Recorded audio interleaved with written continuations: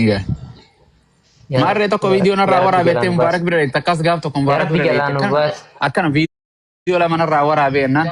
video kanatti saaxilee gallakkise namaa gallakkise kootu jedhanii sanis dan nama sadii moo maal nama kudhan moo nama dhibbaatu tiktok irra waa dhadhagee harkesan gaafa mana Mubaarak dhufan nama 8,000tu ibsaa xiltee dhufte video kana eessa sirraa waraabe tokko kana bakka akkasii mana keessa narraa waraabe tokko bakka akkamsi godhee akkam goote hunda ibsaa xilin jirti moo namtittii tuni haqa maal baafatta amma fakkeenyaaf Wani badin ki yakki ki qullan ki yoo ala jiraate maal godhaayin tiktok irratti jiratti madawli kutte maal goota jiran maal goota kadir fuudhe nama tanse namni si sattara rabbi si sattara akkasi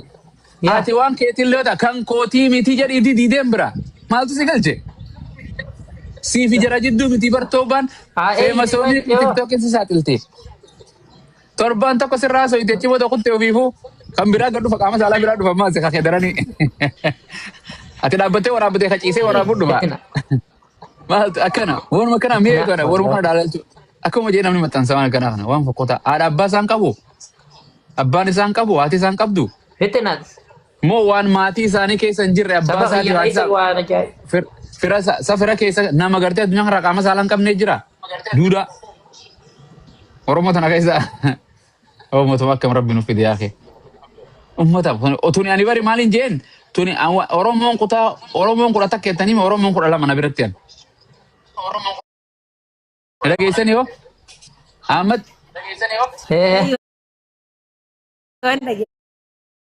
Oromoon kutaa meeqa isin biratti isin akka beeytanitti kudha tokko na biratti 12 Kami kuda lama taate. Ta tiktok irraati dabalte Oromoo jedhanii tana. Ilmaan giigii fi ilmaan yooni man nyaate kun. Kutaa kudha lama tun. Ilmaan tiktokiiti. Oromoo kutaa tiktokiiti tun. Oromoon taate kudha takka. Tana guutuu dabalte tun 12 taate jechuudha. Uummata kana dadhabne. Ka tiktok irraa dadhabne kalafaatiimi. Digalle. Bartuun fitinaadha barra waan akkanaan maa'uun agarree barra. Akkasi anaaf isin yoo sirroo inni sirrooyti isin waan khayri gartee dalaga gaafa shayni dhufees isin normaalu malaan hin oriitan gaafa hattuun dhuftees normaalum hullee 24 hours saalkaan maataan naqanni baana san yeroo rabbiin sitti hin feene ofiif feete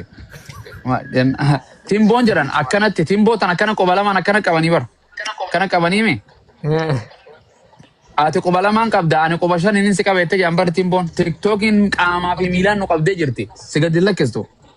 mee namni guyyu mee torbaanuu tokko ijaazaa irraa fudhatu namni tiktoki tan laaga diliit godhee haa ta'u hin danda'u yoo gartee kasaatiin hin seenne kanamaatiin seena tiktoki hin danda'u waggaa lamarraa baddeetiin abbumuwaas uzrii wayiiti kasan uzrii sababaa waan biraa si fadhe rabbiin wa dirqama wayii sirra yoo taate malee arra galgala kanarraa cufi torbaan dhufu jimmata wala karaa diliit godhee hin danda'u namni hin danda'u hin danda'u Suusiidha akka suusiitti tiktoki jechuun bara. Suusii namatti. jaartii daran yaadaa bar abooti abbaan manaa keenyu jennaan abbaan manaa keenyu tiktoki haati manaa tiktoki asi galee namni algaa fi waa hunda guurratee as keessa gala namni mana yoo dhayitee mana isaa kan inni ijaarratee rukutte mana keessa hin galu hin jiru. Haati biyyarraatti dawwaltu fardiidhaaf viidiyoo tana waraabeen booda bilbilaa irraa dhiisi jedha. Dullatti ittiin deebi'ee adiisa jedhaafar. Yaa Rabbi. Gaafa haadha jalaan kaafne ammas waan takka suusi waan ni gartee dubartiinis amma kadiri kana za'a sadi faaseese haadha si za'a takkaatee sun dandeessu. Hin dandeessu.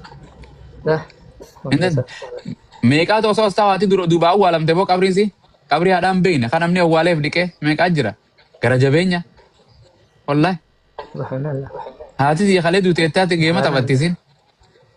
kalee duuteettee akkami namni gaartee godhate rahmata haadha ofiiti. Qalbii namaa goggogaa deemu jira. Bara dheengaddaatiif baranaa tokkoo miti. Bara duraatiif tokkoo miti qayyaramaatuma deemu jira. Qalbii akka chaayinaa taate qalbii chaayinaa waan chaayinaan tolche wanti fayyaan qabdumi qalbuma chaayinaan tolchite fakkaatti. Egaa. Yaa ifi dalaga jirti waan akka qaisee nuti asii. Maal jettu? Maal jetta suusu. Markazama wayii nutti gorsiisa akka markazuma Injira marka asumarratu marka simbarbas asumau nama wayii godhattee fakkeenya nama quraana kadhadhab waan guyyaa tokko manuma qadir kanatti qabatee namni guyyaa tokko akkaataa salaata itti salaannu salaata nabi Muhammad fakkaatu. Aranuma salaata malee namni salaata nabi Muhammad hin salaatu bar sallallahu alaihi wasallam. Salaatuma jedha malee akka salaata waan gartee daraara laguu akka itti dhiqatanis barachuu akka itti sooman barachuu akka itti quraana dubbisan quraana itti qaraan barachuu ooma sagantaa godhatee guyyaa tokko torbaan guutuu haa taphatu gartee guyyaa tokko yoo ibaadaa rabbii isaa akhiraa isaatii kan hin tolti atilleen sirraawaa deemtaa warri jalaatiin sirraawaa hordoftoonni keetilleen sirraa yookaan koomentiin asirraa barreessan akhiraa si balleessiti waan sirti ergan sheer godhuu akhiraa si balleessaa jechuudha. Maa waa bashannanu nama arrabsu bidaan ka takkafachuu. Torbee keessatti guyyaa tokko manuma kadiirii kanallee haa ta'u simbirallee haa ta'u bakkuma kamiyyuu haa ta'u nu barsiisa akka wanticha kana nama baay'ee barata. Eessa je mana asli dagaa isa dhufa wuli. Mana asli kan kadiirii ollee Ahmadi achiin tabiraa suusii biraa jira achiin suusii galchaa. No hin dhufnan dhufna.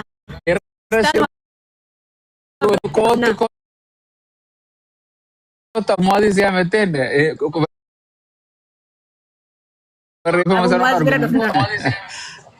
amma kadir nargi male wisi mana nargi tani ustaz baru tidak okay ani sila boro walirra qabne fi male ustaz guyya borumti guyya sabti da goda wahuma garte mal jatanin wanta islamumma balleessa beete dhageessanii mi islamumma namni kuni amma beeta amma nama ulamaay nama qariyatu isin islamummaa keessa jirtaniif hin jirtan beeka malee namni of hin beeku yoo waan sani amma tiktookii waan balleessanii beetanii mi waan warningi namarra kaaya eka mallattoolee muraasni beetan islamummaa kanaas waan balleessaa jira bar fuudhaaf heerumaas waan balleessaa jira arigalle islamummaa waan balleessaa waa kudhan kana keessaa takka sirratti argamnaan ati ulii kaafira malee islaamaa miti osoo salaattellee sinigala osoo mantellee harka si barjirana waa kudhan islaamummaa barreessa takkitti nama takka badda asharu min nawaaqid al-islam kurnan diiduulee islaamummaa waan jedhamtu jira san keessaa takka gochaa fi jechaan sirratti argamnaan ati maa assalaama haleluuyaa feetu jiifa quraana kana feetu masjida wangeela dhage jechuun ati islaamummaa keessaa baataa jechuudha. Takkitti suni maali Nuyi mudandeessanii ustaz barakallahu fiikum. Kurnan san keessaa yoo takka sirratti argamtee jedhe. Wanta takkitti san. Quraana kaa hunda isin barsiisa guyyaa sabti yookaan guyyaa boruu hotta mana bana takka na jalaa barreeffatan takkatti ummata wallaalaa rabbi bar galgalan bantaa miti isaa guyyaa tokko nutti qaba inshallah mee haa jijjiiru waan jijjiirama social media ni godhaa yaa jiran isin qayro waa baradha quraana isin eeggata waa meeqa akkuma isin jedhe fuudhaa feeromni itti dhufan dabaruus jannatan dhabdan qotu saa qotu yoo quraanni isin dabare yoo dalagaan khayri addunyaa irratti arraa addunyaa irraa isin dabarte khasaaraa honge asit deemu darsoo malsiin baana yeella min jirtu asitti hin deemu namni olii yoo dalagaa takka dhabde dalagaa biraa deeytaami kadir yoo intala tan hiikte taansi jalaa deemte yoo si jalaa fuudhan wal jalaa hatan ta biraa barbaaddattee jina jantaa bar yoo akhiraa malaayikaan addunyaa irraa si fuutee akhiraa siin kutte isa deebite asitti addunyaa biraa jira hin jirtu. So sanii wantoota warri irra dhageessan kana jala jirtan komaa fi maal hagama siin jirtan hagama naan jirtan guyyaa boru jummataami yoo boru jiraani jummaadha salaatee abira amma salaata zuuriiti sa'a akkanaa tana taatu yoo isiniif taate mana yeroo akkanaa kana namni hundi hojii hin qabne yeroo akkanaa kana bareedaadha. Boru isin waa barachuu qabdan nama eega waan san baratan islaamaa miti ati jechuun danda'uu qabda ragaa wajjin takka lama sadii afur shan jaha torba saddeet sagal waan islaama diiduu waa kudhan jechuu kiyya kurnan kana keessaa takka argamte gartee jechaan aboo waan islaamaa miti yotte kafarte gartee walii galle quraanni kun gartee akkana yotte wantoota akkasii kaayamtee jira san akkasii takka takkaan boru ragaa wajjin hadiisa wajjin takka takkaan qabatan ilmi beekumsa horattan jechuudha keenya waa dabarsuu dandeessan jechuudha walii islaamummaa illee tiifachuu dandeessan nama biraa irratti illee tiisuu dandeessan nama kanaan waan kun waan si kafarsiisu islaamummaa qabadhu islaamummaa keessaa si baaste waan kun akkana irra wal tiisuu qabna nyaataa waan balleessaa jira bar walii galle soomanaas waan balleessaa jira waa torba fuudhaa fi heeruma kanaas nikaa namaas waan balleessaa jira walii galle so waa hunda waan diigaa qabdi Mana kanallee waan balleessa waan diigaa jira. Ibiddaa diiga takka dhagaan takka dachiisa soo waan mana kana mana ijaarte kana diiguu jira. Qilleensa waan adda addaa. Akkasuma islaama tana waan diiguu jira. Rabbiin islaama marra nu haa jiraachisu. Jiruu bareedu rabbi sinaa jiraachisu. Borutti qabadhaa yoo rabbi nu jiraachise inshaallah yoo jiraattan yoo jiraanne ol argina biiznillah yookaan yoo rabbiin gartee hin jiraanne du'aa moolii goona. Walii galle kanaaf mee haa jijjiiramnu yeroo hunda annamaan tiktook irratti dhaqeetti naasoo hin qabu kiristaanaaf islaama jedhu feemas isin jettan kanaat waggaa meeqa duraan beeka sooshaal miidiyaas gariin keessan hin dhalanne amata 20 asirra jirra osoo tiktook hin jira imo vaayoo gartee messenjera telegiraama wasaapii paaltookiidha maal jedhe iskaayipiidha maal jettan haatmee wantoota adda addaatiin dabarsine yuutuubii bara jirtu bara yuutuubii duraatis walii galle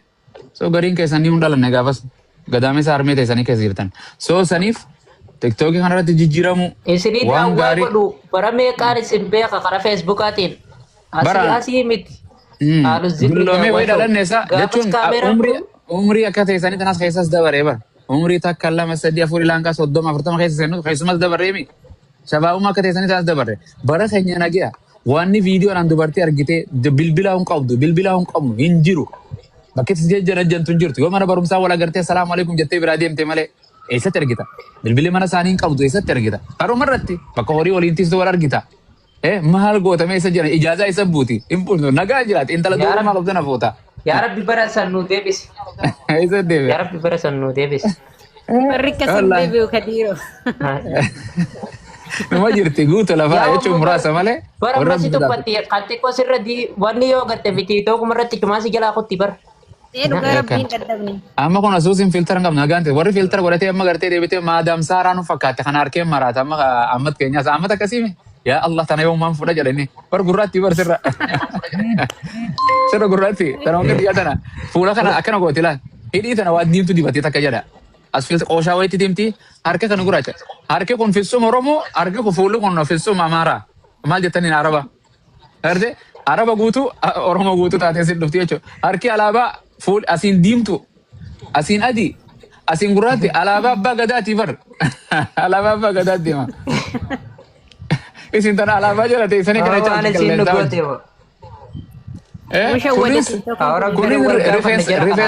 rifeensan qabu gamalachuu walitti taphachuu jira isaan qofa walitti taphatti fuudham bar dur siin jaaladha dubartii ennaan hin maraattiin isin jaalannaan qasuma dhumatti taarraa dur dhugaamu naaf duut wallaa isiif hin du'a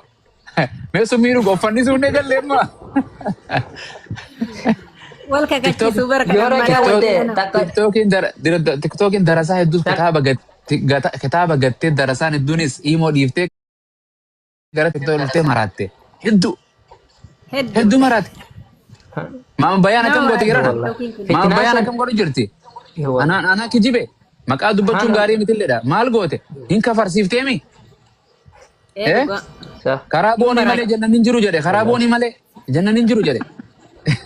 hin jenne moo anaa jedhe akki hamaan akkana laalka dhuma toluu galgala baduu kan namni komentiin hin kafarre galgala baduu kana meeqaa sira komentiin kafarsite meeqaa wal arrabse meeqaa wal isaa jedhe deebi'ee kun akkana jedha rabbiin akka qaaruunsi haa godhu jedha akiraan barbaadu addunyaan akiraa daa'isuu hin jiru maama bayan taa'e hay hin jiru Mansuuraa jaa hojiitti jedhaati dura mana naa jaartan malee jedhee waan ofii haadha faateetii hojii maal godhu jiran jarana mee isinumatti murtii dhiisa ani yakkamaan anaa bararamaa kana dubbatu anarra fokkota isaan waan san dalagurra anaa yakkama hojii fokkottu waan isaan dalagu jiran kun aadaa Oromootti islaamummaa faalleessa waan faalleessu ani sheeka ta'e intala takka hudduu ta'eeti bishaaniif naqi meessuu seechi ta'e bishaaniif naqi hudduu ta'e garagali ol garagali achi gara natti as garagalchi maal jechu jiran akkami namarraa tokko kijibni namarraa tolu qaba jirana feemas akkana ta'anii jira keenya akiraa isin hin balleessin akiraa meeqa addunyaa maraachite makkaa keessaa kamaalis gaafa kaan sirbarra kaayyatee makkaa kaabaa keessaa faarfannaa meeqa balleessite gaafa waan san dubbatu nuun lolan uummanni dhufanii aboo dhiisaa waan kana yeroo jennu rifeensa banaa deemtee caffartu harmasii filoo darbaa hurguftu akkana nuutu yakkamaate darasaa maarii nu arrabsan darasaa mee waa isin himu guyyaa ni kaaf deeman nu dhufan na arrabsaa olanii ni kaana godhi jedhanii na dhufan gaafa obboleettii yaaddu janaazaa nu dhiqaatirra nu salaataa jedhan gaafa fatawaa waal dhaban waa balleessanii waan bultii isaanii diiguu dhufe gamana dhufan eessa dhaqan asliifaatu ni kaa godhaafi Jenazah isantu dika. Isantu wani goda. Egaa jiran. Hayyo, wayyo jedhe gartee miliyoon dirriba. Waan isin daleeytamu. Wayyo. Allah.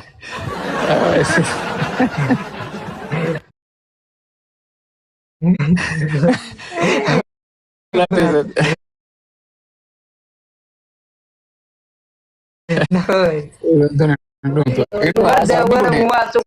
kok 12 tim kami 3 senti.